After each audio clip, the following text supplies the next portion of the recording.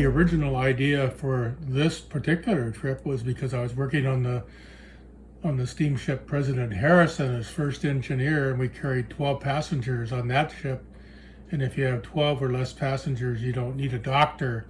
And we kept getting all these old people who were in good health, but they actually lived on ships and they moved from ship to ship. They had their travel advisor just book them ahead of time. They didn't have apartments or anything because they always had a place to sleep and eat and people around, and it was really a good deal, and it wasn't that expensive at all. Then one day I saw a Popular Mechanics issue that had an article on a Ford mini motorhome, and it was just a Ford van that someone converted into a motorhome with all these little goodies inside, and it was all totally wonderful. So anyway, that really appealed to me, and I wanted to do that with Katie. And I said, well, why don't we think about this trip? And she, of course, said yes, instantaneously.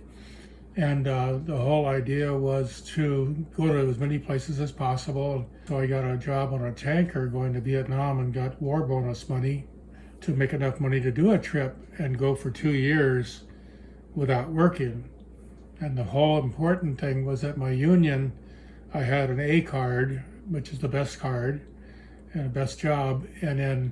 But that card was only good for 3 years. I had to get another job within 3 years of my last job. So when I quit the tanker job to come home and get married to Katie, and we took off on our trip, we had 3 years to travel, and then I had to come back and then throw my card in and have it come up number-wise to where I'd be in a position to get a job.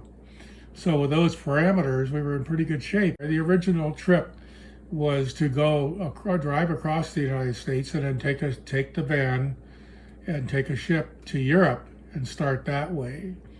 When the longshoremen went on strike, then we decided, well, we would just head down to South America. That's how that happened, and then go that way, go around. And so that worked out pretty good. I made a little storage area for my tools that I brought with me under Katie's feet because she's height impaired, and I could raise the floor mat with a little piece of plywood down there, and made this nice thing that was like 4 feet square and several inches high, and that's where all the tools were. So I had to make a little monorail in the engine compartment so I could use chains and screw connections to take the weight of the engine. I could pull the engine out by myself without hurting myself, and I could put it back in without hurting myself, and then do what I needed to do with it. So that worked out pretty good. And I had to do that the better part of maybe, I think it was 14 times during the 2 years. The biggest repairs were in Mexico to the engine, and of course the time that the wheel fell off, and we're off on this really incredibly rough road, and the car is really shaking and boom, boom, boom. And the next thing I know, it sags a little bit on the front driver's side, and we see our wheel rolling ahead of us down the highway. The whole wheel came off. All the bolts came off, and the wheel simply came off the vehicle, and it rolled past us, right down the road, and fell over as I came to a stop. And our car was so heavy and balanced that nothing happened. It had 3 wheels, and we came to a stop safely.